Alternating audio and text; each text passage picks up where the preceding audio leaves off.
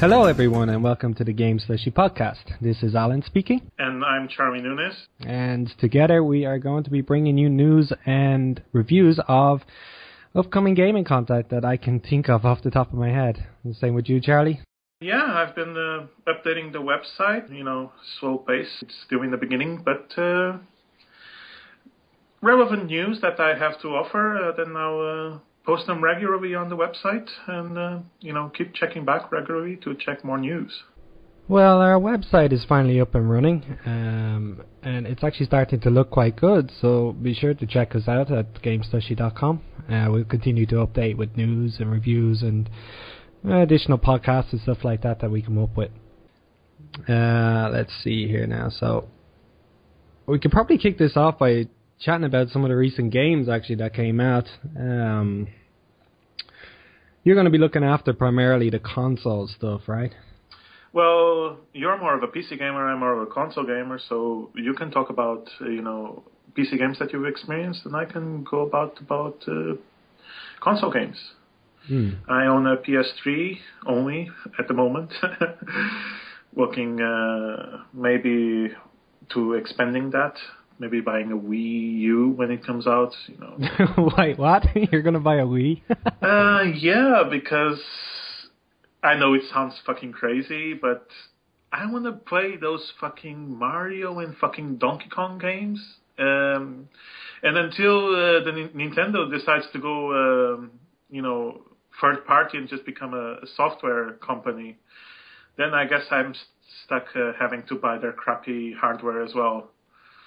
Yeah, I guess so. I actually did own a Wii. They're actually quite fun for what they are, I have to admit.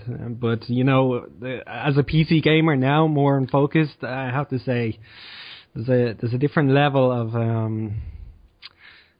age group, I think, when it comes to the Wii, personally. I think Nintendo's games are actually ageless, and what's the new one? The new Zelda, Skyward Sword. It's working pretty nice. Actually, yeah, I played the original Zelda on the Wii, and it was actually quite fun. I will admit that. What original Zelda did you play on the Wii? The only Zelda on the Wii. I think it was. I can't actually remember the name off the top of my head. Twilight Princess, I think. Yeah, probably Twilight Princess. Where you run around, you get to change into a dog, stuff like that. Yeah, great fun. I think that's Twilight. I didn't play that one myself, but it looks like it's the first video game, at least that's the impression I get from it, from the trailers and gameplay footage, that it's really designed to be an adventure that uses motion controls. Everything else that we've seen until now, in my opinion, is like games that are designed to be played somewhere else, and then motion controls get tacked on, like what we've seen with Resident Evil on a PlayStation 3 and PlayStation with the PlayStation Move support, but and that game looks like it really will make motion controls fun, and the aesthetics of the game just look amazing. I love the cartoony style. I like games like that. Games with a nice art style. They appeal to me. Yeah, I have to admit, those games are actually coming out quite well, especially with that cartoon design. It seems to be getting more and more popular. I'm seeing it very relevant in PC games a lot over the last couple of years. More recently, so I have gotten to try my hand at the latest release, which is Space Marine, Warhammer. Yeah. And I have to admit, that has a really beautiful graphics engine involved in it.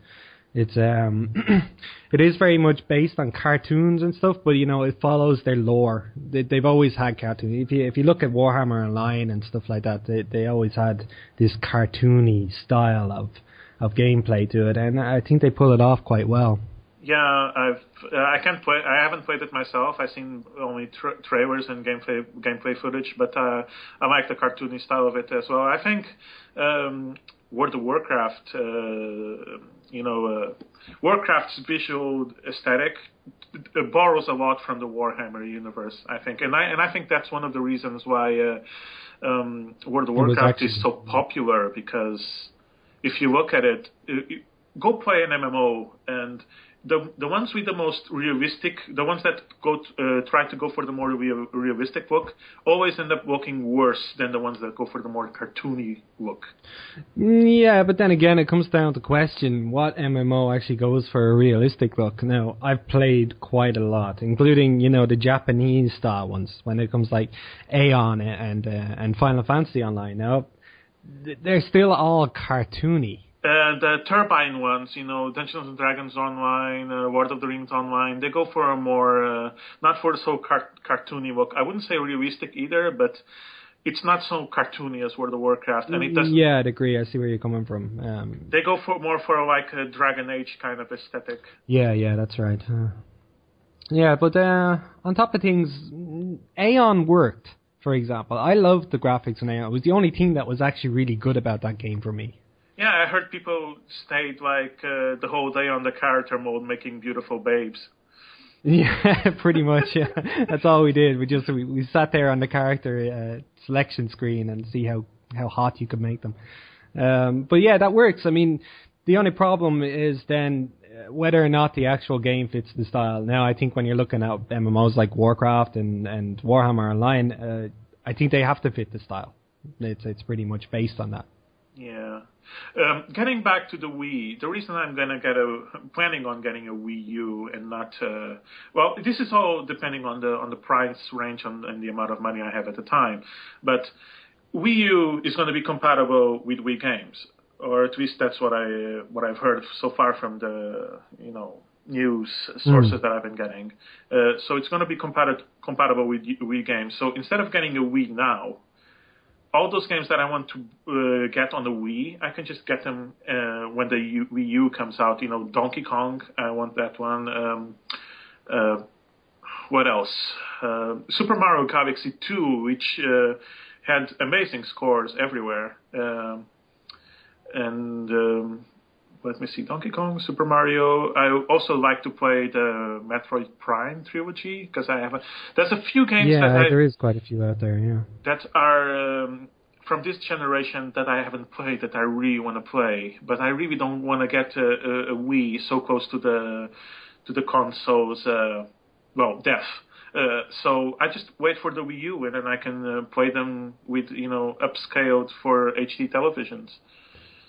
Yeah, I agree. I'm a bit curious as to this Wii U. Now, I've seen some of the videos on it in regards to, the positioning of the controller and things like that. What do you actually think it's going to be like? You think it's worth it? I'm fearful that it'll have a lot of bugs, personally.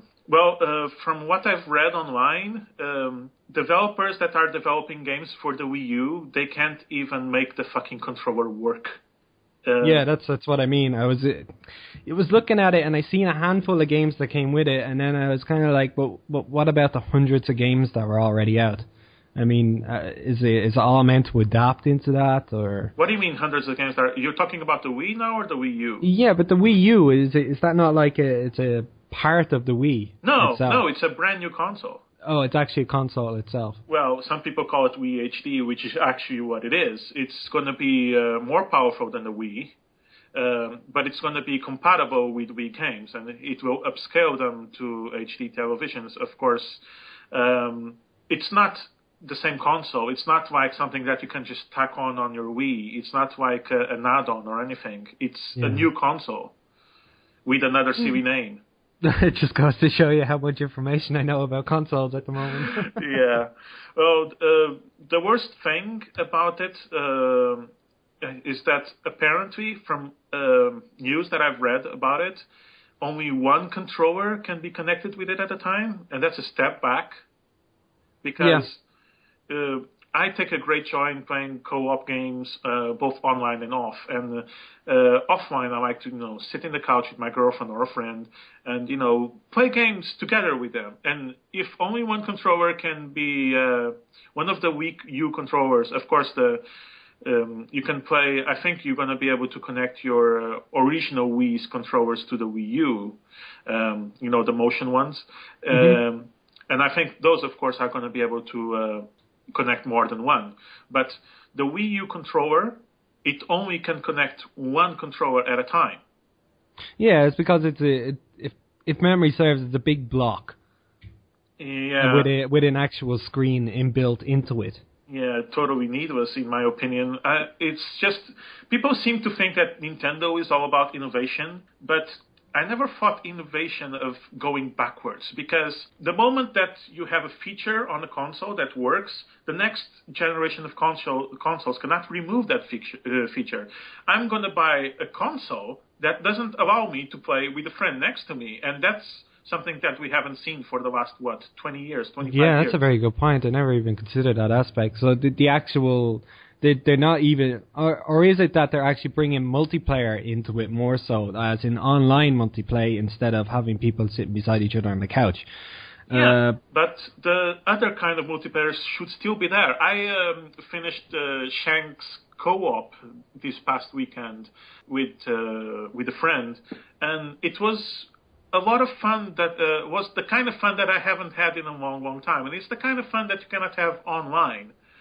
You cannot tell online, well, you can, because fucking microphones and all, but it's easier, it's funnier to look at someone else's face and say, you fucked up, do better. Yeah, I think that's the sole purpose of consoles in general. I mean, if you're sitting at a PC, you don't expect to have two controllers plugged into it and people looking at your monitor. That's why you go out and buy a console. Exactly. You buy it for your friends. You go out, you have it so you can sit down at your TV, at your couch, and, just play there and good to go. Whereas, what it sounds like they're aiming for is a more PC attitude, where you have all of everyone connected through a social network where they play. Like, for example, if I wanted to play Battlefield or COD, I log on. Yeah, but and that's it. I don't play split screen or play against someone directly on my couch. But the thing is, and Nintendo is forgetting, we already have PCs for that.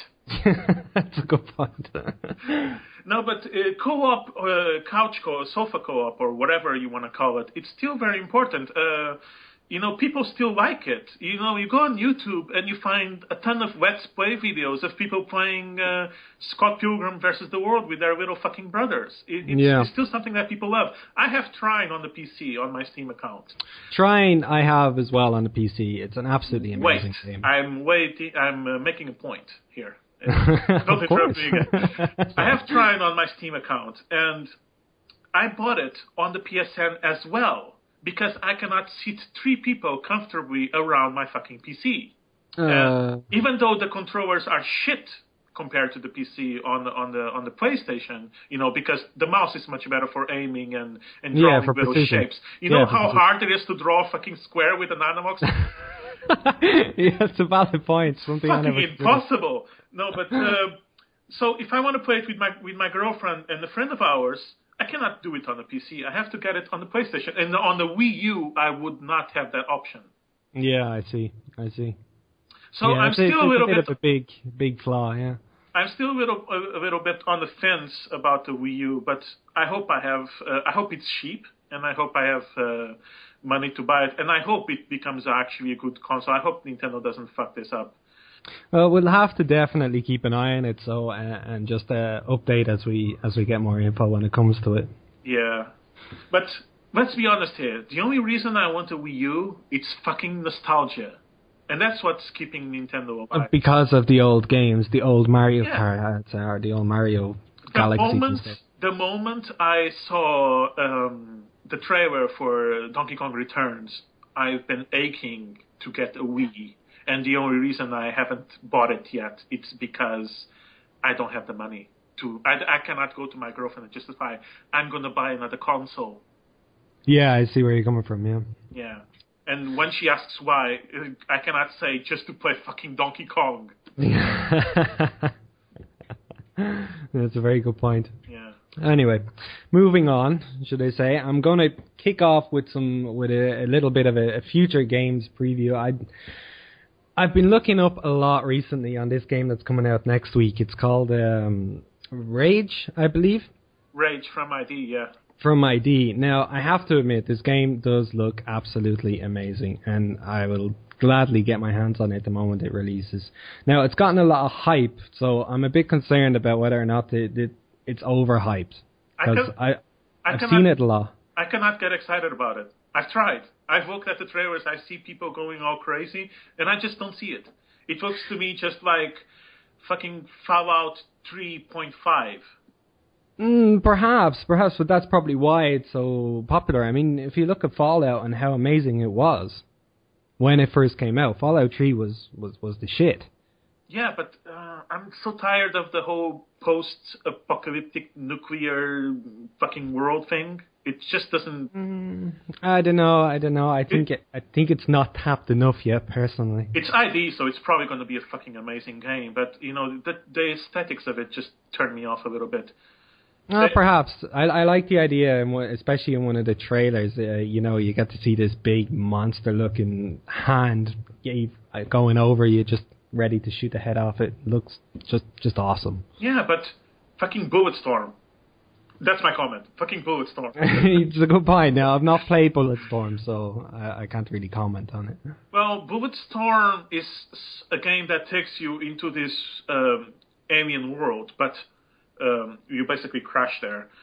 But it has so much color and so much more originality to it. It also has that post-apocalyptic vibe to it, and gangs and things like that. But yeah, the amount of color and beauty that you see in it, it's something that I wish more other games did, because we're Fallout 3 with better controls doesn't really appeal to me. I mean, I like Fallout 3. It was good enough, the RPG element of it, but I can't get excited about it. I suppose each to their own in that one now. I'm looking forward to it, so we'll see what it's like when it's out next week. But it might change. My opinions change, like Deus Ex. Definitely. I wasn't excited about Deus Ex because I didn't play the first, so I didn't give a fuck. I was excited about Deus Ex. Yeah, but I remember did that play the first, yeah. You were crazy. Oh my god, Deus Ex is coming out, and I was like, yeah, okay. What's so good about it?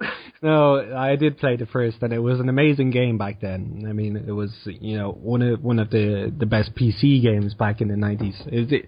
It on par in my mind. It matched a game like Final Fantasy VII. Yeah. Which in my mind is still one of the greatest games ever made for a console. But the thing is, Final Fantasy VII aged well, and Deus Ex, the original one... No, it didn't. That's a very good point. But that all comes down to graphics and stuff these days. I thought about buying it on Steam. I wanted to like it so I could get excited for this... So I could join in on the fun, Yeah. What's all this hype? Yeah. Fuck it. And... I wanted to buy it, so I checked it on Steam and stuff, and I checked it on, I wanted to buy it on Steam, but before I did, I checked videos of it on YouTube, and that just completely killed it because it looked like shit. I have to admit now, the videos were very appealing for me, especially the actual work they went into it. I mean, if you looked at the homepage, they have a link to the in-game. What would it be? The company in game, their actual website called Sarov Industries. It's really, really well done, and you can see how it's being hacked by the terrorists and stuff like that. Wait, you're talking about the first game or the? No, the second one, Human Revolution. Yeah. Oh, okay. So, please proceed. Yeah. But yeah, no, it's really appealing when you see the actual work that goes into it at that point of the game before it was released. It actually dragged you in, even if you hadn't played the first one. Yeah, and I think that's where it kicked off for me a lot. Planning on getting it. Probably is going to be good. Planning on getting it when the price lowers a bit, because I'm on the budget here, and I fucking want Batman Arkham City and Skyrim and all these other awesome Assassin's Creed, name it all. No, Assassin's Creed is one of those games that I'm going to wait. I'd wait for it, but fucking Uncharted 3 is coming out in November as well. Yeah, okay, there's a lot of hype about that one too, yeah. And I believe this is a secret conspiracy to ruin gamers' social lives so that they get dumped by their girlfriends. So, listen, so that they can spend more money in video games later without justifying it to anyone else. It's true. You really have to help yourself a gamer. And I think this is the same fucking reason why the Old Republic is scheduled to come out in fucking Christmas. Christmas, yeah. To ruin as much relationships as fucking possible. Humanly possible, yeah. So you have like Skyrim and you have all these other games coming out in late October, starting November. Keep you busy for that month. And then next thing you know, Star Wars Online comes out. And that's it, you're fucked. EA, Activision, and all of them, they're in cahoots because they know if you don't have a girlfriend, you don't spend money on flowers and other shit. More money on games. More money on games and their fucking day one DLC. Yeah. It's true. Yeah. It's true. That's the way you want it. Why wouldn't you go that route if you could? It's appealing. It's very appealing. Fucking hell. Anyway, what game? Yeah, Batman Arkham City. Oh God, Batman Arkham City. I'm more excited about this game than I am for fucking Skyrim. Everyone is excited about this game. Probably more so than Skyrim. I'd be the same. It reaches a level that's just above Skyrim. Yeah. I'm looking forward to Skyrim a lot. I loved Oblivion. I played it for probably a good 100 hours. I played the Oblivion. I played Morrowind, probably around 100 hours as well. But Oblivion was a huge time consumer for me because I played it how many times? I lost track of how many characters I made and how many times I played it through. I probably found every fucking single dungeon in the game and everything. Yeah, it's one of those games where you can actually lose yourself in time. Sometimes I would just fucking start a new game so I can fucking meet Professor Xavier. It would still work. What's Professor Xavier doing here? Am I next man? Yeah, it's true. You know, Max Why not? Lucido is going to be on Skyrim. They already announced the voice acting for the voice actors for Skyrim. Max fucking von Sydow is going to be in it. Oh, excellent. Well, that should be interesting. Yeah, that's the thing I love about Bethesda. They always pick the best voice actors. Yeah. You know, Fallout 3, you know, you're the Liam Neeson's kid. Yeah. Hey, Daddy! Yeah, it's true. No, the voice acting in Fallout 3 and even in Oblivion were actually really good. So, yeah, it'd be interesting to see how far they can push it when it comes to Skyrim. Yeah. But the thing about Skyrim is that I know I should be more excited about it than Batman because it lets you create, your character, it has all this freedom. Yeah.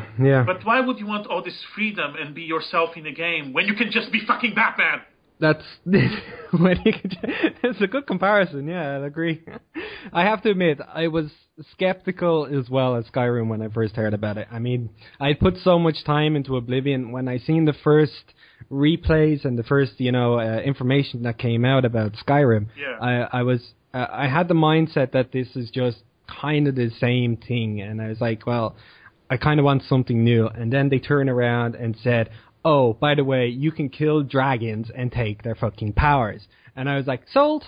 Yeah. Full stop. When I saw that, give me the game. I was actually sold when I saw the first trailer because it just was beautiful. But I fucking jizzed my pants when I saw that gameplay video of a guy summoning a fucking storm. Yeah. And I know they do that fucking thing in Infamous as well, but Skyrim does it way better. Yeah, I'd agree. Back to Batman though. Another one big on huge game coming out for future. Yeah. It's gonna be awesome. Joker is in it, the Penguin. Harley Quinn. There's a whole list of them. Yeah. Yeah, I'm surprised at the claims they're coming out with now for the length of the game. What do you mean? Was it claiming to be approximately 40 times? Is it bigger than? No, they said that Arkham City is going to be 5 times bigger than Arkham Island. The first game, Arkham Asylum, takes place in an island. And now Arkham Asylum has moved to a city. Yeah, that's right. So the whole thing is the asylum now. That's what I think. I'm not entirely but they're claiming about 3 or 4 times more gameplay that was in Arkham Asylum. Now, I got a lot of good game time out of Arkham Asylum, and probably is still one of the first games where the comic action hero was actually awesome to play. Yeah. It was amazing, yeah. I played Batman back on the old PlayStation and Sega games or Sega Mega Drive, No, there's no way you could. You didn't have the technology back then to make it. True. Yeah. But yeah, when you're looking at the differences between then and now, it's quite a big feat to bring a superhero into a game and make it work so well. I heard Spider-Man 2 actually was an amazing comic book hero game because from what I've heard, I never played it myself. But I did. I played it on the PlayStation 2, and it actually was a really enjoyable game. Yeah, they said that they got the swing mechanics quite right. Yeah, and that must be quite an achievement because, Spider-Man, the way he moves and the way his web swinging, it seems like a complex mechanic for me. And to pull that off properly in the game and make it fun on top of that, that's quite an achievement, actually. Yeah, it did, and it worked out quite well. I was very impressed with the game when it came out. I actually did buy it. I did. I had it sitting there in my nice little case. But yeah, I got a lot of gameplay out of it, and I got a few friends over, and they all thought it was amazing too. Back then, that was pretty much the tell-all of whether a game or not was awesome. If your mates enjoyed it, it was a good game. Well, it depends on your friends, really. To say that too. Yeah. Because my girlfriend, she thinks fucking Cityville is a good game. Yeah, I'll never understand that. Yeah, we should edit this part out if I want to have a place to sleep. Yeah. Speaking of Cityville, there was recently a release by I can't remember the name of the company. The guys who make it. No, it's Age of Empires. Age of Empires on Facebook. Yes, it was on Facebook as well. What they did is they released a client that made it free to play. You're talking about Age of Empires Online? Online, yeah. Oh, yeah, I know that. Yeah, but it's I don't like the whole them selling a game as free to play because free to plays are nothing more than glorified demos. I think it could have worked, but I got really, really frustrated with the game. Isn't it like don't you have to have games for Windows Live to play that? Yes, you do. You need games for Windows Live. Yeah, that's what probably stopped me. I can't, be arsed. Yeah, but I think the biggest flaw they had in that game was their quest system. Now, it was very repetitive, and the primary difference between purchasing the game and just playing it for free was the loot. Now, this is the big thing for games in general, especially take any MMO, any multiplayer online game. It's always about the best loot. Doesn't matter what game you have, you're always going after the epics. Now, you remove that feature and saying, oh, you have to pay for this, then, people get bored and you feel forced to pay to enjoy it, but then you play it some more and then you realize how repetitive it is without actually getting the awesome loot. Yeah. So you're kind of at the base of why would I bother? I played Battlefield Heroes when it came out, and it was fucking awesome for the first few months because even if you were a free player, you could still compete because you had like battle points and victory points, and battle points you would buy for money, and with it you could buy special weapons and special clothing and stuff. Yeah. However, with the victory points, you could still be competitive because you could still buy good weapons with victory points, and you could even customize your character a little bit with some, pretty, clothes that weren't as cool as the ones that weren't free. Yeah. And then what they did was they nerfed the amount of points, or was it the amount of points or the amount of time that you could get the weapons for? I don't remember. All I knew is that I would have to farm so much just to get that sniper rifle that I usually used that kept me competitive. And then I lost all interest because I would have to farm just so I could be competitive. And that's fucking bullshit. And actually, if they didn't change that, they would have gotten money from me because I was planning on buying a suit for my character to look cooler. I was actually planning on spending like 20 fucking euros on that fucking game. Yeah. I was thinking about doing the same, buying... Yeah, that's it. That's where all the enticement is. It makes you think about it. But then you come to realize that if...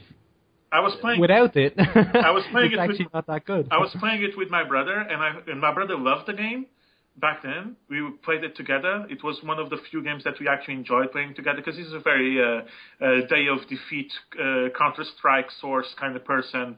Yeah. And I don't like those games so much. Yeah. But Battlefield Heroes we could play together. And I thought about buying stuff for my brother on his account and buying stuff for myself. I was considering it, and then they fucking nerfed the whole system so that you would be forced to buy a sniper with real money to be competitive. Yeah, and that's when I said, kind of falls over. I know what you did there, and you can go fuck it yourself.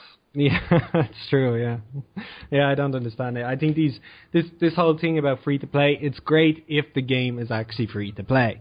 The only game that got free to play right was Valve. Yeah, I agree. Yeah. Valve got Team Fortress 2. Team Fortress. You can buy brilliant. shit if you want. Yeah, but it doesn't still affect your gameplay. Yeah. Well, it does, but you can still get it in game. Oh yeah, that's right. You get it from actually playing a lot and the weapons and that you buy, that the more rare weapons, they don't unbalance the game so much. They don't unbalance the game at all. The game is still balanced. You can still kill a guy with a rare weapon, a weapon that he just bought. Or the actual standard weapon that you just get when you first got logged in. It all depends on your skill and luck, of course. But you're still competitive in Team Fortress, and that's why I love what Valve did with it, because not only they tripled or quadrupled the amount of people that were playing it, so less fucking bots now and more actually fucking people. Yeah. But they didn't ruin it. Yeah, no, I agree. It's a good game in that regards, and the fact that it's free and it works. I just want to add one more thing. People that bitch about Valve saying that they're greedy because they added some DLC for Portal 2 where you can have a little hats on your little cute little characters. People that say Valve is greedy because of that, they should go suck a fuck. Because they're retards. It's true. I don't understand. It's like it having customized helmets does not make your game greedy. These are personal little things that people want. I mean, Valve, that makes actually gaming cheaper for the PC gamer with all their promotions on Steam. Yeah. Makes games affordable for people who don't have that much money to spend on games. They're the greedy ones. While Electronic Arts releases a game with fucking DLC vendors inside of it. Yeah. Hello. I have a quest for you. Would you like to buy this quest? It's a good point. Jesus. And Valve are the fucking... They say Sonic fans are the fucking worst because of the whole green eyes thing, going apeshit about Sonic's eyes being green.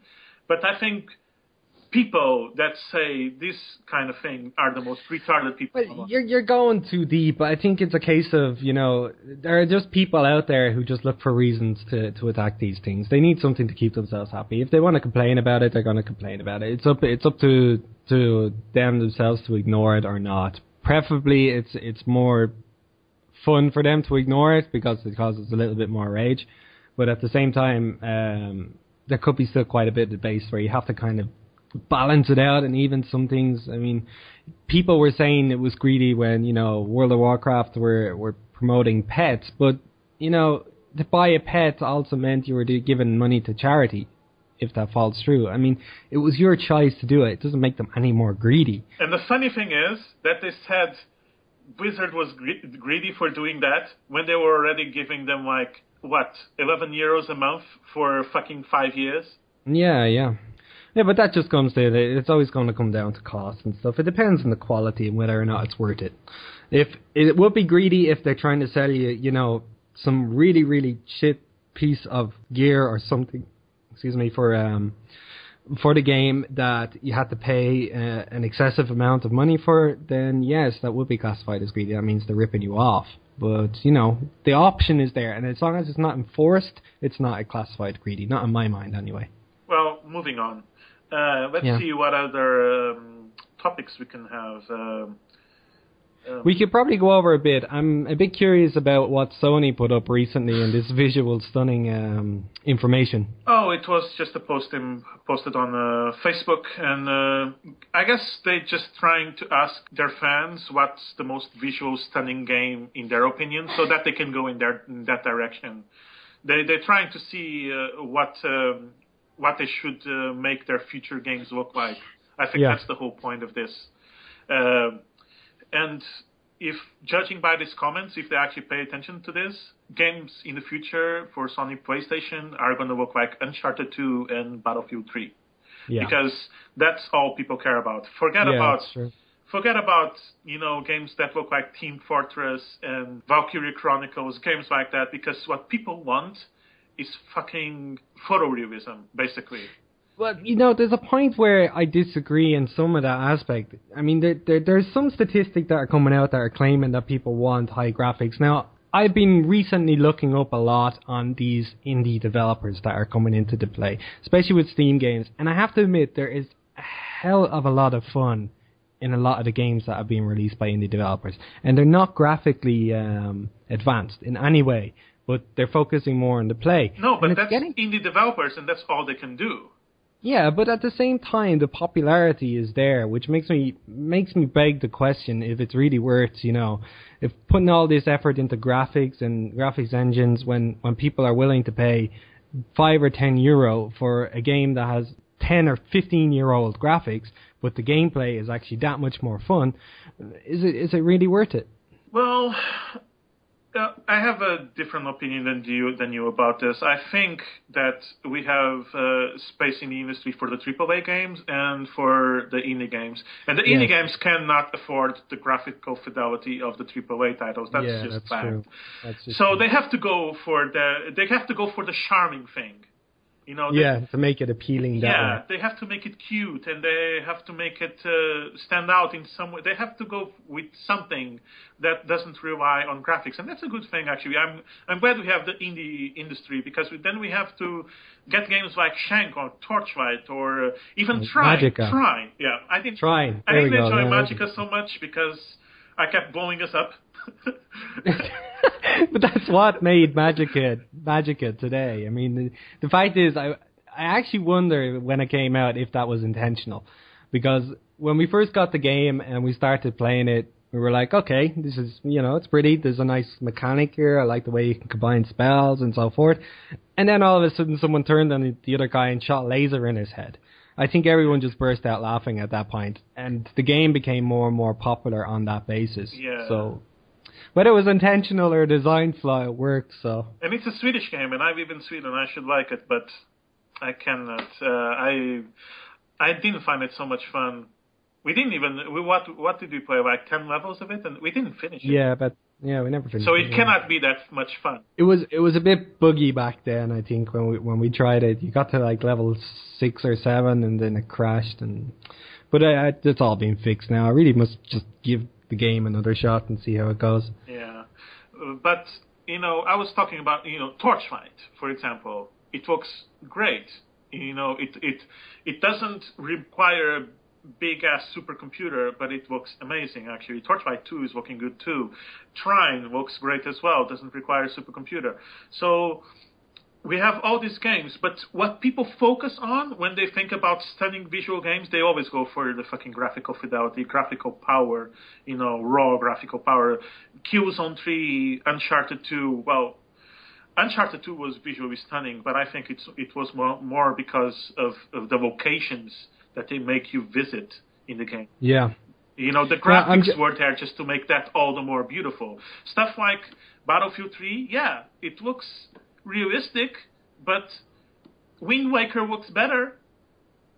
True, but I'm going to pause you there for one moment. Okay. I want to just kind of promote Trine 2 here a little bit, because the game looks absolutely amazing, and the sounds of this game are stunning. What I'm going to do is I'm just going to play a little bit of the actual music that's coming in the Trine 2, so the listeners can have a piece of what's to come. So just stand by here and I'll play that. Yeah, I love Trine 2.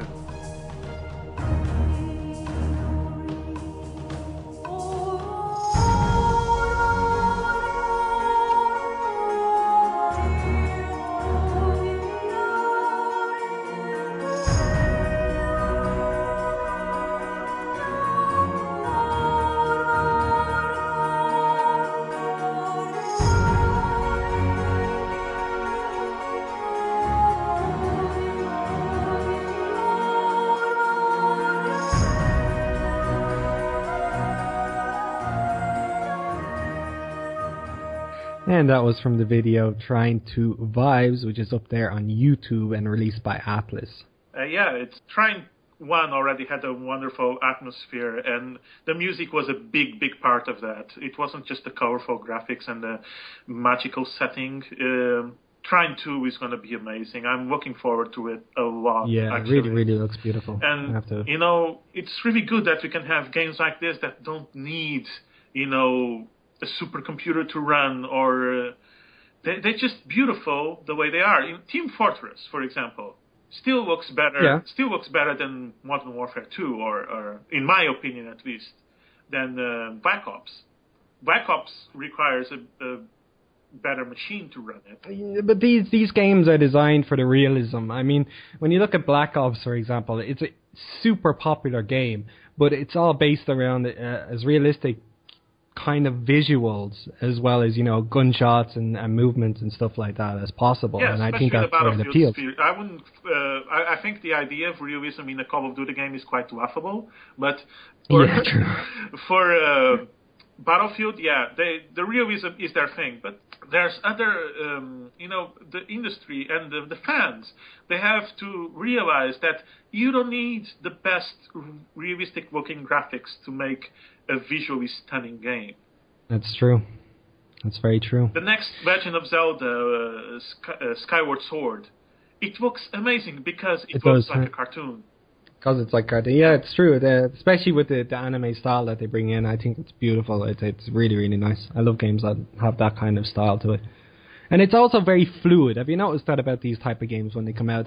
Everything seems like all the pixels are in the right place. It's like you can turn and the heads move properly and stuff like that. There's no twitches or unformal looking stuff. It's all very fluid. I always like that about some of that design. And I think it's all to do with how it's built. Yeah. You know what I would really like to see? It would be an RPG, something like Oblivion. Yeah. In first person, but in a completely cartoony world. If you took the graphics of Team Fortress 2 and made it, and put them into that. Please, Valve, can you please do that? Gabe Newell, or whatever your name is, please make that happen. Speaking of Team Fortress 2, they released a Battlefield version of it, and it is a very Streets of Rage type moving across with your Team Fortress 2 characters. I've seen a review there from Total Biscuit. It looks really, really fun. It sounds fucking amazing. Yeah, no, it is. It looks like a lot of fun. I'll wait to see when it pops up on Steam and try to get my hands on that. I think it was only in the beta. Is it going to have online co-op? Do you know anything? Yes, it is. It's up to 4 players. Oh, then it's a must-buy. It's a must-buy. I think so as well. It looks absolutely aesthetic for a retro aspect more than anything. But yeah, I was really impressed. On that note, since you talked about Streets of Rage, I was thinking the other day, Shank 2 was announced. Yeah. And as you know, I really loved Shank 1. And I went back, sat down, tried to finish it on the hard mode, which is really hard because you don't have any checkpoints and you only have one life. Yeah. So, and I was playing it, and as I was looking at the art style of, not so much of the backgrounds, because they're kind of uninteresting, to be honest, but of the characters. And I thought, if Clay wanted, they could make a really good Streets of Rage-like kind of game after Shank 2. It's a good point. There's not that many out. No, it's a genre that died. The latest game that's side-scrolling beat-em-up like that I played, like Streets of Rage, was Scott Pilgrim vs. the World, the game. Oh yeah, that was one by an indie developer as well, wasn't it? No, it was by Ubisoft. That was by Ubisoft? Yeah. Oh. They actually went for old school 8-bit look, and then hate school? No, old school soundtrack as well. The music is just, it gets in your, when you were a kid and you played those Sonic games, and then you had, the soundtrack on your head all day. Yeah. Yeah, that's how I feel like when I play that game, because then the soundtrack goes with me while I do dinner or take a shit. Yeah. Take it with you, humming in the toilet. Yeah, I'm like taking a shit and I'm like, you have to hear that song. It really sticks with you. Yeah, there's a few of them out like that, I think. Yeah, good stuff. The only problem with that game is, again, like so many other DLC titles, it doesn't have online co-op, so I have to use my girlfriend for it as well. Yeah, and that probably doesn't go down so well. And she hates it when I try to take her away from her Cityville, Farmville, whatever. Yeah. It's always something like that. What is it with the girls in Farmville? They're like Twilight. They're designed for girls. No, not Twilight. No, that's not true. I have plenty of no-lifers on my Facebook that keep spamming me with fucking invites to those horrible, horrible games. And Cityville, Farmville, all these other things. I don't give a fuck. I just don't play them. My girlfriend used to play them on my account, but then she insisted that she had to spam my friends' walls with shit, so I put a stop to that. Yeah, no, I don't touch them myself. I try to avoid them at all costs. They're just, spamming random crap at everyone's page. I found Farmville quite charming for the first 10 minutes. Yeah, I think that's one of those games where you do that. You play it for 10 minutes and you're either hooked or you're not. But it's got, I can't really diss the game considering the actual amount of people that play that thing. My problem with those games is that they're designed to... See, you think they deserve some respect because they have a huge amount of people playing them. I think they don't deserve respect for that. I think they are designed just to bring more and more fucking people to it. They don't care about if the player is having fun, as long as the player keeps bringing more players in. Yeah, well, I wouldn't say they need respect, but they certainly did something right. Yeah, they did something right. It's called, getting people addicted. It's the same as World of Warcraft did, but, people are starting to leave World of Warcraft, and they, if they need another form of crack, they just go on their Facebook, because it's free. That way they can waste their lives without paying 11 euros a month. Right. So, we're coming up to the end now. So, is there any final comments we could probably bring here for today's podcast? I don't know. Did we went through everything that we planned on talking about? Yeah, that and a bit more, I think. I suppose the best thing we could probably do now is plan ahead. We'll be bringing up a podcast now once a week. Our website will contain quite a few reviews and news that we can find online. So if you check us out, we should be able to keep you updated on the latest information. Yep. Okie dokie. Other than that, thank you for listening. Yep. And we will see you next time. Yep. Bye-bye. Bye-bye.